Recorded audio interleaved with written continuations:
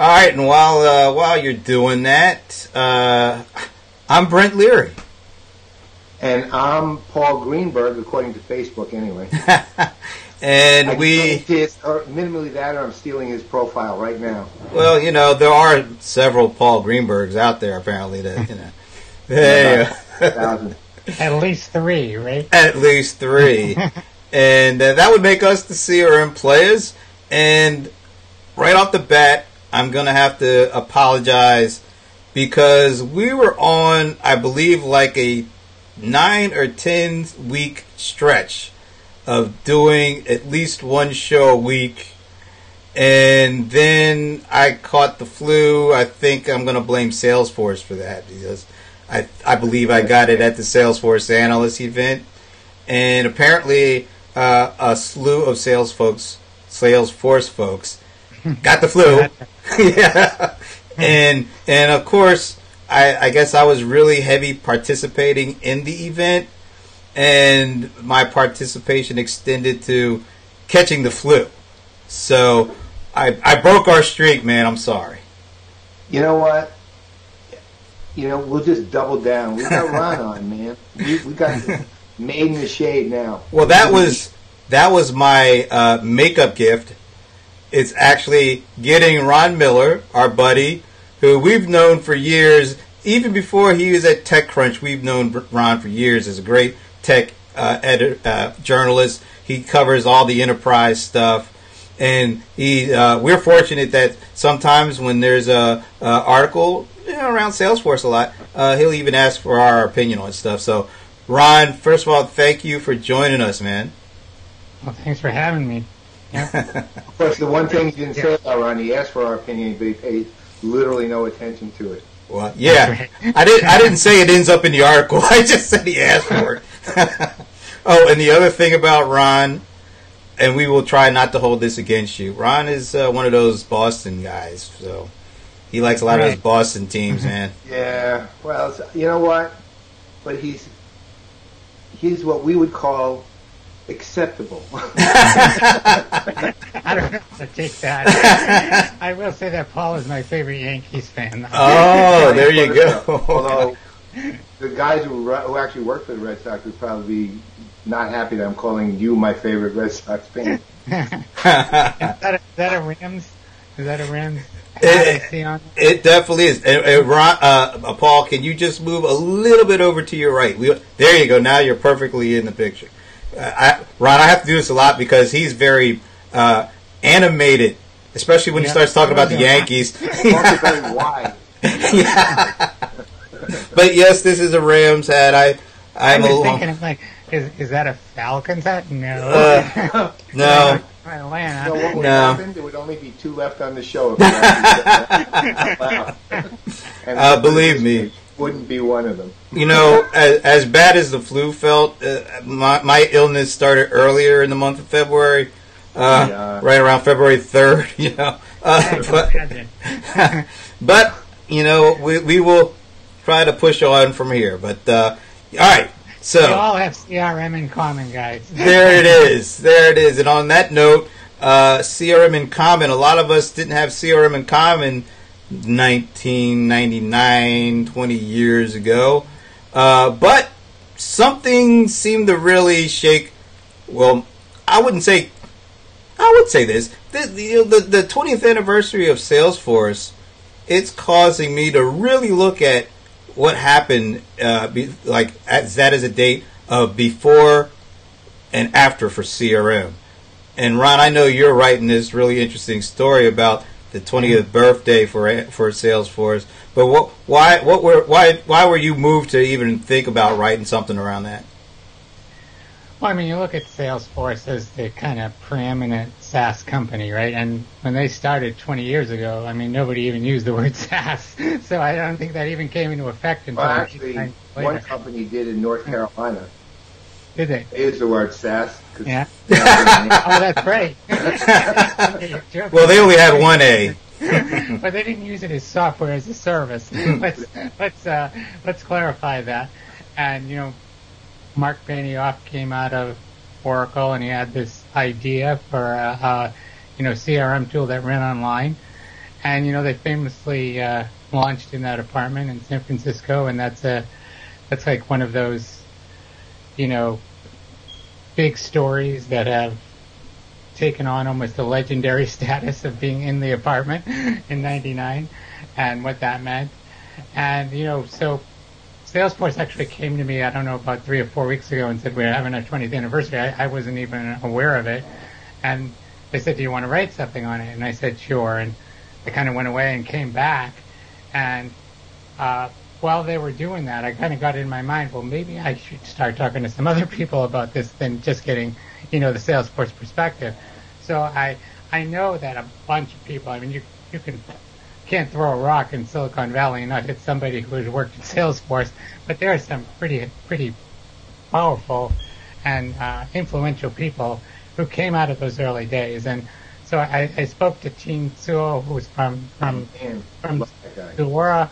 I spoke to Todd McKinnon, who started and has taken, both these guys have taken these companies public, Okta, and then I spoke to Parker Harris, from Salesforce.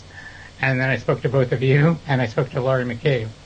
So I got this, broad perspective and some really good stories, I have to say, about, what happened and how that kind of developed. And one of the themes that crossed everybody's stories was Mark's personality. Mark Benioff was just like, he remained a larger-than-life figure. And it was almost his sheer will and marketing prowess that kind of drove all this. Yeah.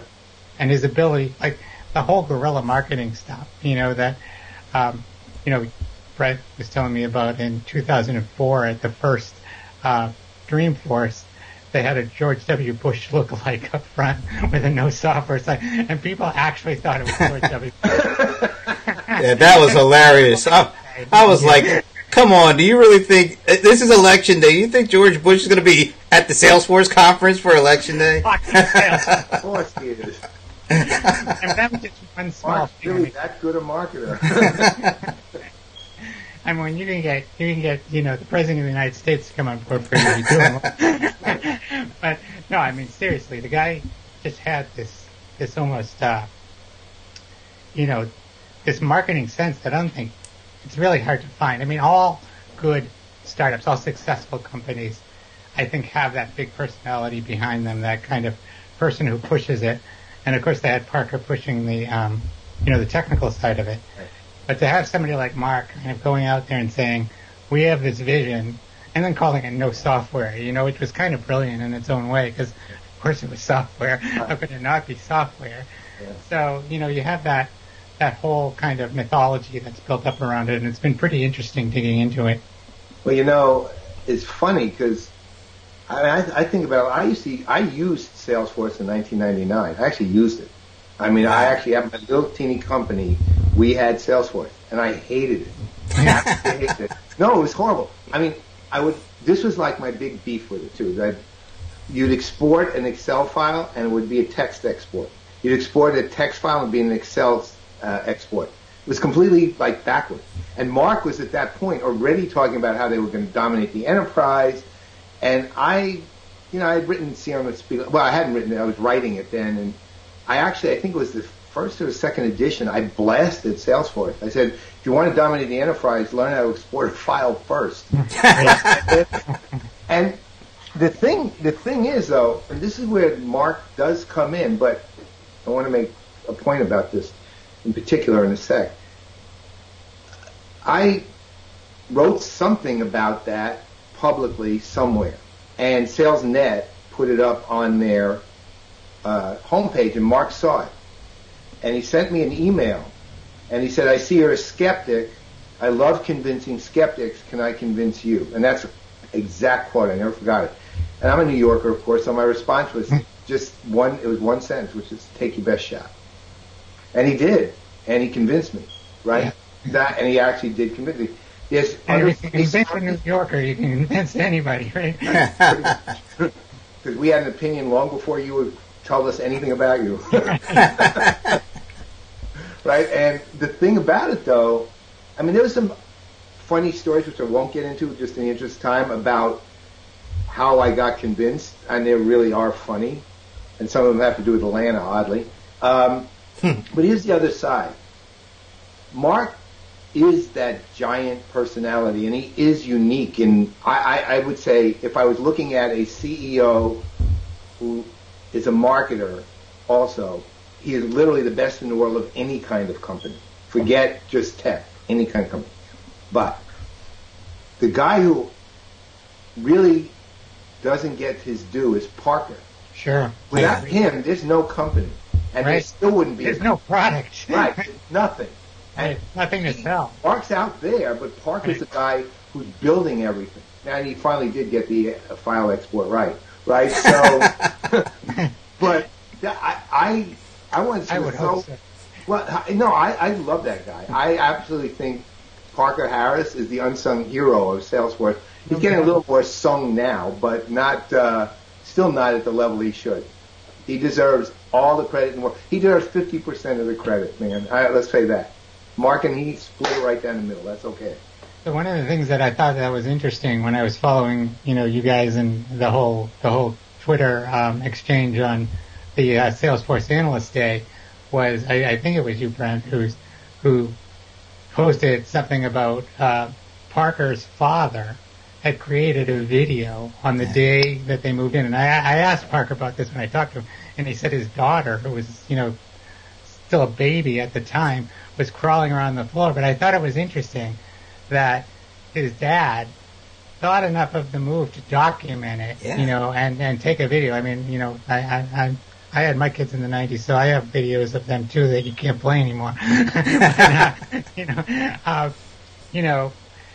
That they kind of thought that they had something. If and everybody I talked to who had worked there, I said, come on, Todd was at PeopleSoft, and he had gotten a stock option, and he said he bought his first condo with PeopleSoft stock, and I said, so what did people say when you said, I'm leaving this solid job to go work for this small startup? And Parker was running a small company, I guess, running a small programming company, and they created CRM kind of custom, I think was the story. And it seemed like his dad was totally on board, and I think that's one of the things when you start a company like that, your family and your friends, they may be supportive or they may not be. And I remember I met this young woman a couple of years ago who said she was running a startup, and her dad was like, what the hell are you doing? And I'm like, if you were my kid, I'd be like, you go, girl, that's great. So it's interesting how people react. Families and friends can react this is not a solid job. You're going to this pig in a poke. And to some extent, startups are pig in a poke. But, I mean, if you're going to follow anybody into a pig in a poke, following, I guess, Mark Benioff was as good a way to do it as any. And it worked. Hey, Ron, you cover a lot of big tech companies, particularly in the enterprise space, and you've been doing it for a long time. What was the biggest game changer from your perspective in covering tech enterprise companies that Salesforce made that changed it from before they came about and were so powerful around here? Well, I mean, like you said and Paul said, and Lori also said when I spoke to you guys, they didn't invent putting enterprise software on the internet. But one thing that Lori McCabe said to me that I thought was super interesting, the first time Mark came to Boston, she was working at a consulting firm at the time, and he presented to PowerPoint, for the consultants there. And she said that she recognized immediately that this was a game changer because unlike PeopleSoft and Siebold and, the companies that were selling CRM in the enterprise at the time, and you needed a whole IT staff to install it and make it work. And, from what I'm hearing, it didn't work a lot of the time.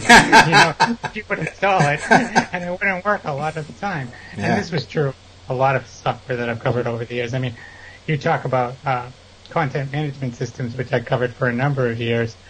Those, I think it was 60% failure rate, something ridiculous like that. These were huge systems. They were created for the company and not for the end users. And, I mean, I'm not a Salesforce user. I mean, I just cover the company externally. But I think one of the things that SaaS companies have done is, A, they made it easier to administer from the IT side. You don't have to worry about all of that software management and update and installation and all of that heavy lifting that goes in maintaining a software product in the enterprise. So they took all that complexity away. Now, obviously, they didn't take all of the complexity away. You wouldn't have a job, but you guys have jobs. But they took a great deal of the kind of plumbing, complexity away. That's one thing. They also took away a lot of the end user complexity, and I think that was huge. And then companies like Box and Workday and ServiceNow and all of those companies that came along afterwards and became successful SaaS companies recognized, and I think partly because of the lessons learned from Salesforce, was that you had to make it as easy as stuff that you were using as a consumer. And I don't know that everybody was, this is not perfect. And obviously people complain about Salesforce and people complain about all these products, but they're a lot better than some of the clunky crap that we were dealing with in the 90s, right? and I think if you can say anything, that transition to what we came to call the cloud really transformed how we think about software in the enterprise, and that was a huge, huge game changer. One of the things that actually makes it even more interesting was they had to overcome a market that had already failed in order to succeed, which was the ASP market, right? Right. That was early, though, right? But the onus was always there. The failure was there. I don't remember the name of the company. It's escaping me at the moment, but there's one company who was like the poster child for ASP that had gotten $100 million in funding and burned right through it and failed. And they were like the ones who were going to be the big hosts of Siebel and all these other ones online, and just completely failed. They were up headquartered in Maryland. I actually went to see them once, but they were like publicly skewered for this, right? And the other thing is, you remember at one point, Tom Siebel stood out there and he said, "Oh, that Salesforce company is not even going to last 6 months." Right. 6 months later, he bought Upshot. Right? Upshot, that's right. Right, he bought Upshot from Ken Gooden, I think, or whatever the guy's name was. Good guy, whoever he was. I can't think of his name though. He caved. Right. Classic innovator's dilemma, though, right? I mean, it was a stupid comment on his part. Let's face it. And it's not like he didn't know who he was dealing with, because didn't Benioff report to him before he left? Yeah. I think that's the reason he said it. It's like he can't stand people who like that, who are doing better than he did. Who I guess we should be also, who should be celebrating this is the other godfather of CRM, which would be Larry Ellison, because when you think about it, all this stuff kind of emanated from Oracle. Yeah. Right. I mean, it still runs in an Oracle database, although they're trying to get off it. But I heard a story from Todd, who ran engineering, Todd McKinnon, who's now CEO and founder of Okta. He said he was the head of engineering, and they in around 2006 they were having trouble with stability because they were starting to get big, and we had talked about this morning, Brent. Yeah. And so they actually got on the phone with Larry, which kind of made me laugh or smile, at least when I heard the story, because here are these people who are competing fiercely with one another in the market, but Salesforce is ultimately a customer of Oracle, and a pretty good customer at this point, 2006, right? So, they all get together on the phone and hash out what they need to do in terms of hardware, and Todd said they were running a couple of like little sunboxes at the time, what he called medium-sized sunboxes. I don't want to minimize it. But they basically had to update their hardware, and then a few years later they went with, the x86 architecture that we consider modern cloud architecture now. One of the things I talked to you guys both about that I consider really fascinating about this whole thing is that these guys started before there was infrastructure as a service. Right? So, I mean, Salesforce starting now would just go to AWS or Azure or Google Cloud and say, okay, we need some resources. Here's a check, here's a credit card. Let's get going. Okay, we got a bunch of new clients. Let's scale up. Which just wasn't like that back then. They had to use their own equipment, and they still do. Yeah. Well, so let me ask you this. So, 20th anniversary. So, what's the 30th anniversary going to look like? You got any ideas? It's interesting because remember I think it was last year. I knew this was going to come up. Last year at the no, literally. At the analysts, they said they wanted to be a $60 billion company by 2020, and that pissed them off, and I wrote that story. Yeah, I kind of remember that. Yeah. But they were unhappy about that. Let's put it that way. Let's say not their financial status. Maybe in 2030 they're a $60 billion company, and I wouldn't put it past them. Look, they're good. Look, they're going to keep growing. The question. So here's something. So Mark from day one, as he's often said, and probably he might mythologize it a little bit, but generally accurate about this particular thing, which is, we've been a 1-1-1 company since day one, and he always jokes when you have no money, it's easy to be that, right? So, that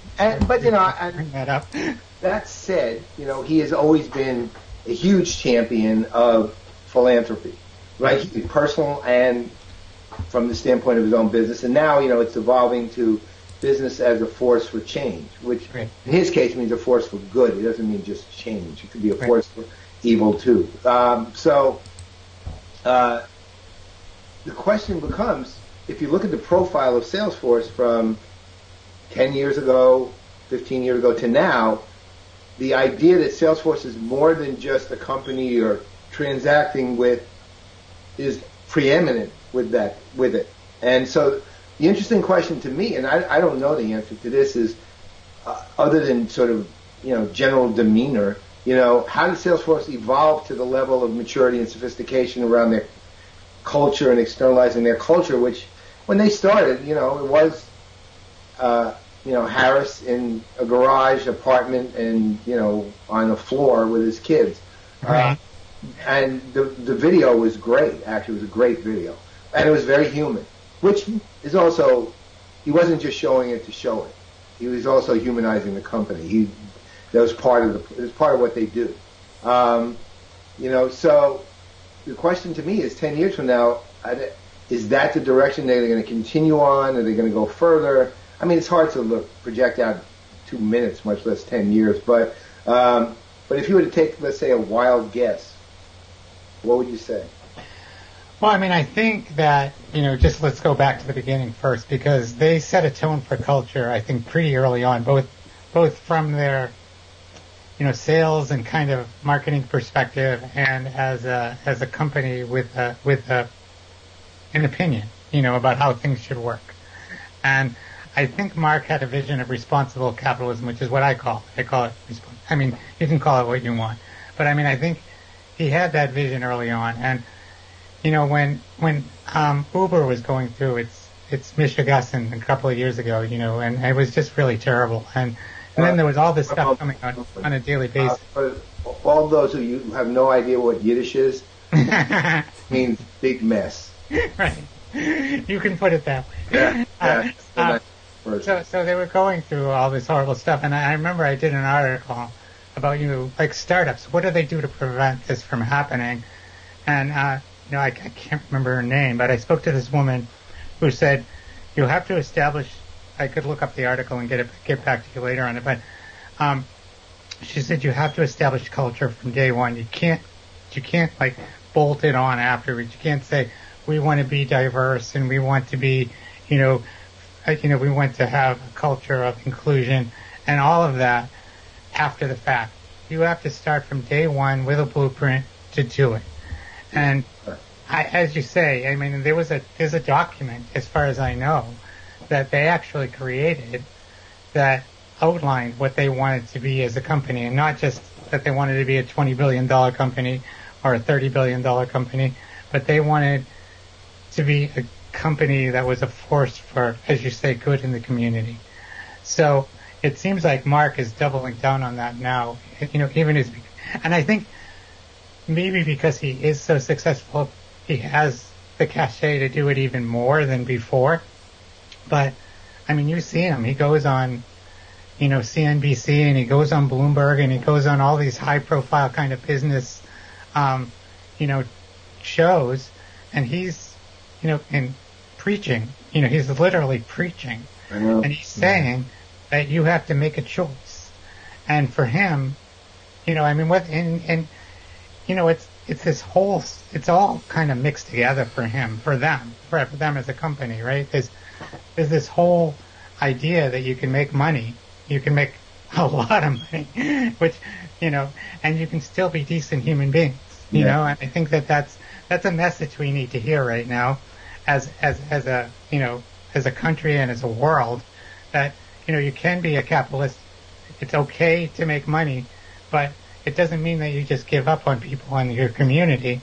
And that's the message that he's giving. And then the whole thing about trust, which again, from what Parker told me when I interviewed him, trust was something that they needed to instill in their customers from day one, because they were using this new model.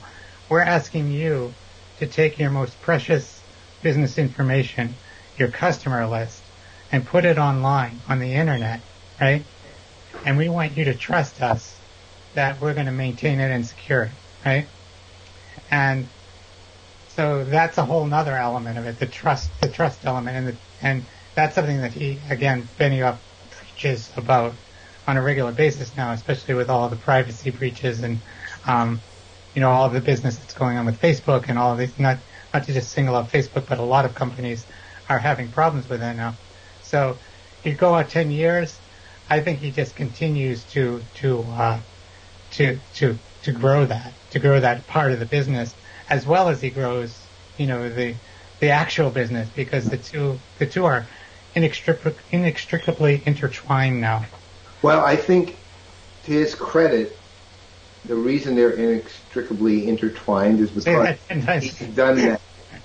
Right? He's the one who's created that intertwining, right? And he really has. Look, there's no question that by nature, institutions have cultures with multiple people who are communicating with each other and interacting with each other continuously, creates direction, values. It creates all kinds of things get created. But to have a very conscious, idea of doing good with a capital G is not norm for business. And it doesn't mean that they're opposed to it. It's just not the norm, meaning it's not the first thing on your mind. Marx brought it out to the point where the pressure on every company is now to do this. One of my favorite looks at this is, if you look at the others, like Oracle, SAP, Microsoft, they all do good too. Every one of them. And most of them, SAP is the one that always has fascinated me the most because they do a ton of it.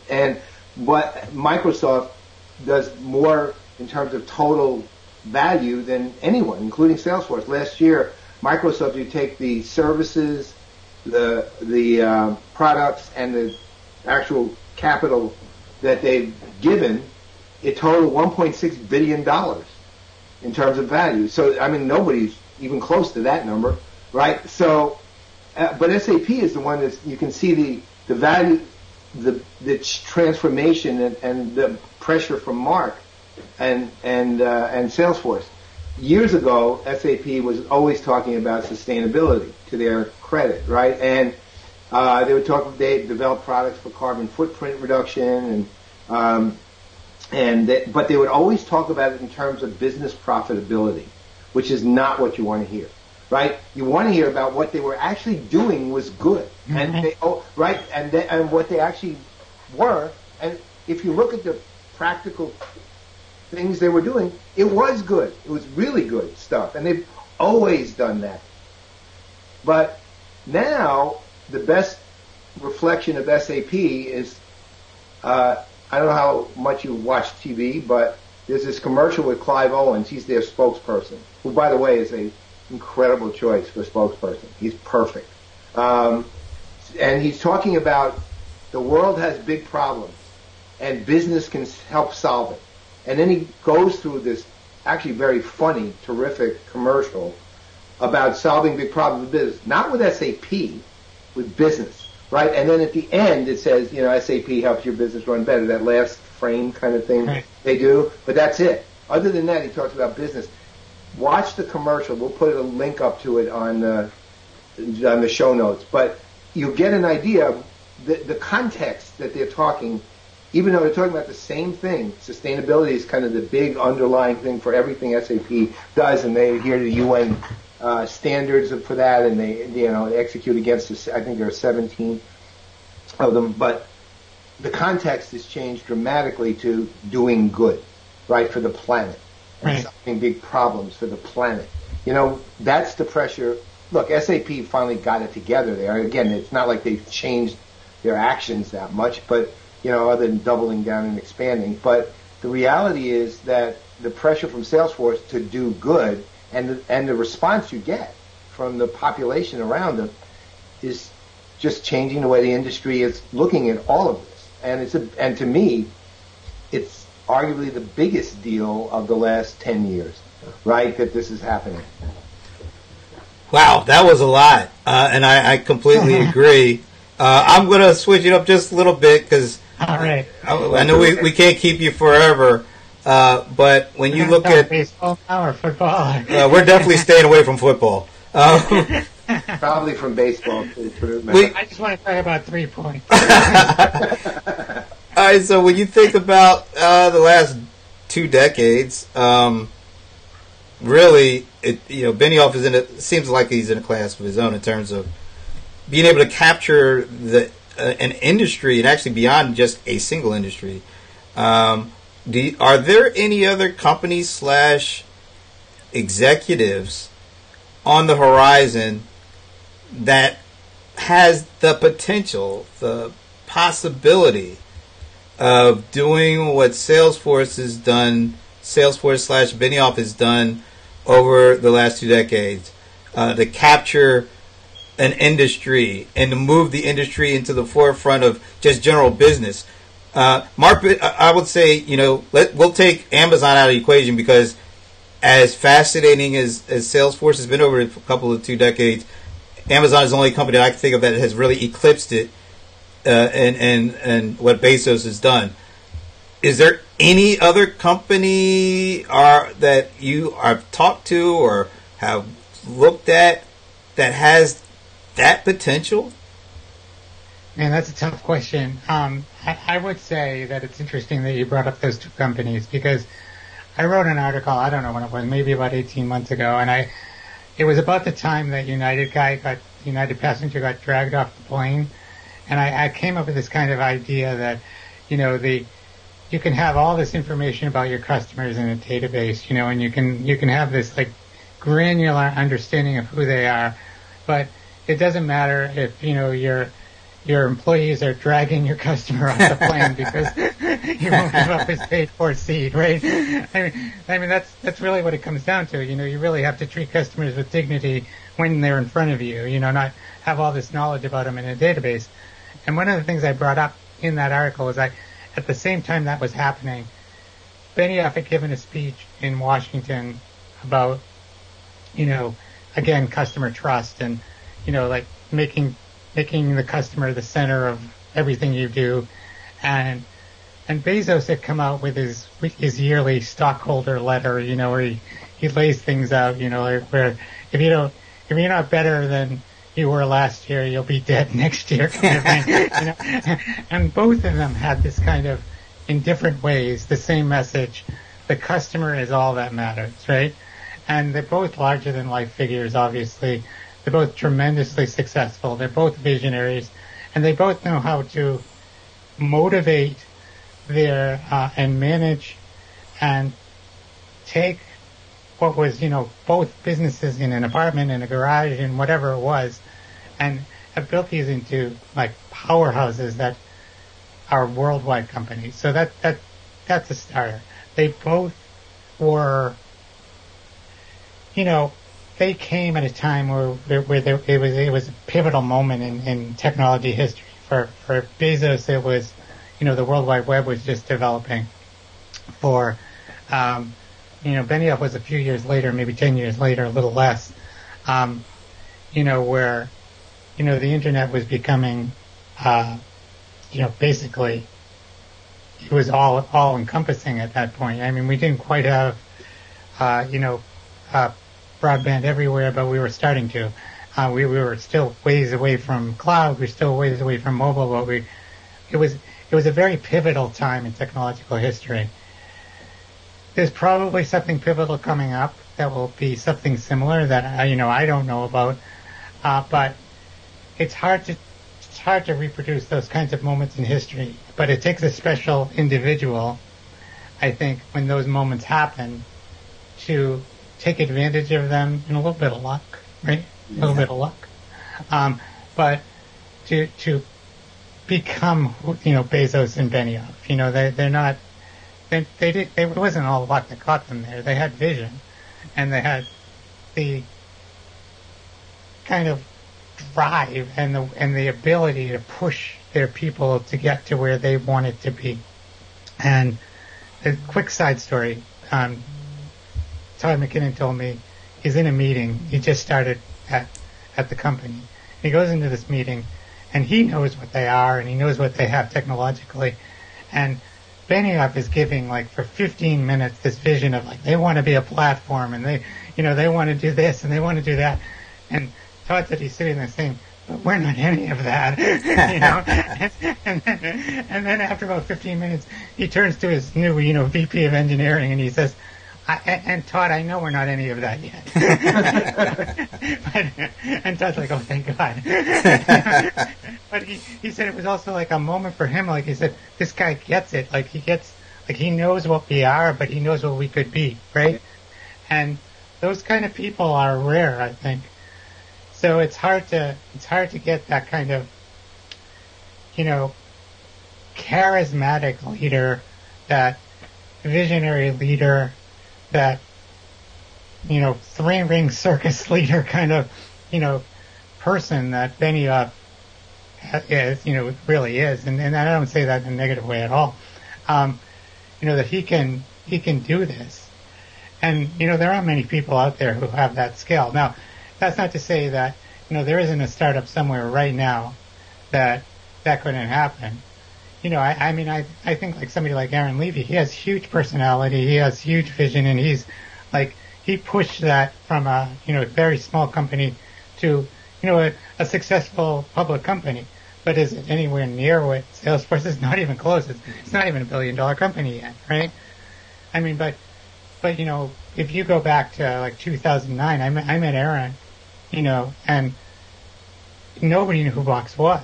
I was covering Clinton management. Nobody knew who it was, and through his sheer force of will and personality, he kind of pushed that company forward. And within 2 years, everybody knew who Box was. So there are these kinds of leaders, but are they, $10 billion company leaders? It's going to take a lot to get Box to $10 billion. It's still got, 5 years probably from $1 billion. So, these things are hard to do. This is an exceptional company. When he said, I want to be a $10 billion company, I think they were a $2 billion company, and he said, in 5 years, I want to be a $10 billion company. Everybody went, yeah, come on, Mark, what are you smoking? and he did it, so, sure, it took acquisitions and this ability, and it took hiring, somebody, like Keith Block, and, another, a guy who can really go out there and sell the company and be a sales face to the company, but, beyond what Mark is doing. But, saying that there's another person out there that can do that, that's putting an awful big load on somebody, and I don't say that's impossible. There's probably somebody who will be, but I can't say for sure who that would be. Well, to your other point, moments in history are moments in history. They don't happen that often, right? And right. There may be 10 of those people out there, but if they don't have that context in that moment, it's not going to happen anyway. Right. So, and you were right. That was a key turning point for the technology world. Right. I mean, and to think that he did it, before all of this stuff that's in place now, to be a startup now is almost easy compared to what they were doing back in '99. I mean, the whole programming process was so much more complicated. The whole, maintaining infrastructure was more complicated. It was an entirely different deal, and they were able to do it. Yes, sir. Are you? I guess when you mentioned the 20 years and the different kind of mini eras that have gone on during that. I mean, 20 years ago, we weren't even talking about smartphones. I mean, we were barely talking about e-commerce. I think I had one of those big phones. Those brick phones. Yeah, that's right. I don't even think I had my BlackBerry in '99. So we're talking about a lot. I mean, the iPod wasn't even around, and that was 2001. We weren't even. Of course, we weren't even talking about pads like the iPad. We weren't talking about platforms, and yet and still, pads were still apartments and platforms were still shoes. Wow, that says it all. It's a good line. That's a really good line. And despite all of the change, he was able to do what he's done. I mean, or is it despite the change or because? Because when you think about Salesforce, it wasn't like they were, pivotal in making mobile happen, but they took full advantage of mobile when it happened. And almost every technological development, you can't say that they were responsible for it, but they seem to be ahead of it and were able to evangelize it in a way that they were able to move the industry when they were ready to move, not have the industry move before they did.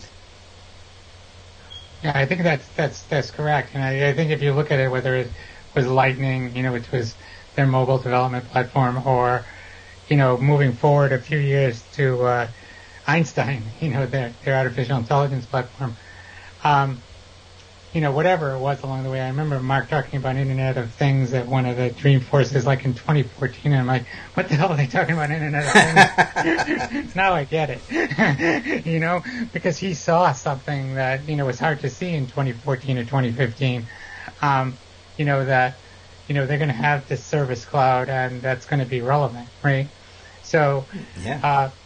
You're right, he didn't invent the Internet of Things, he didn't invent mobile, of course, and he didn't invent any of these things, but he was smart enough to see how they applied to his company. And I mean, even, last year he started talking about, blockchain and how he's starting to think about how will that impact his company, and that's something he's been thinking about. So, they haven't come out with any announcements around that, but I wouldn't be surprised if they did. And that's what they do. They constantly think about whatever the next level of technology is and how they can take advantage of it. Well, I know they did it with voice at Dreamforce last year, so we'll see how if that pans out like some of the other things. Yeah. Wow. 20 years. Yeah. Another 20 coming. All right. Well, we can't spend all 20 doing this, unfortunately. But, but Ron, it has been a real pleasure. I mean, Paul and I have been talking about it for a while. Because you have to be one of the fastest, best writers there is in space. Because I'll get off. I'll do some instant chat with Ron, and like 2 minutes later, there's like a 800 word article posted. I'm like, how the heck does he do this stuff? Well, no, he's even faster. I think the last time we talked, or he and I talked, Ron, I said, okay, Ron, Ron wanted to talk to me about something, and 15 minutes before we talked about it. Well, I can't wait forever. All right, well, Ron, just so where people can go to read all your goodness, tell people where they can go online to see everything you write. So you can follow me on Twitter at Ron_Miller. Don't forget that underscore. And then from there you can see my TechCrunch page in my bio, and you can see all my stuff there. I have an authory page that I can give to you guys. You can put in the show notes where all the stuff that I write shows up on a daily basis, and you can subscribe to it if you want. I'm actually thinking about a newsletter because I write so much. I figure I might as well, like put a summary together on a weekly basis. But I've been thinking about this for like 3 years and I haven't done it yet. We'll talk about your newsletter's 20th anniversary. Oh, that's right, awesome. Right. And thanks again for not talking about sports or anything like that. Thanks for having me, and let's do it again soon. Oh yeah, you're in, man. You're now be a regular. All right. Well, I guess there's only one more thing for me to say. I'm Brent Leary, and I'm Paul Greenberg. I couldn't say anything more because I just said there's one less thing for me to say. Listen, man, I got your signal. We're out. We are out.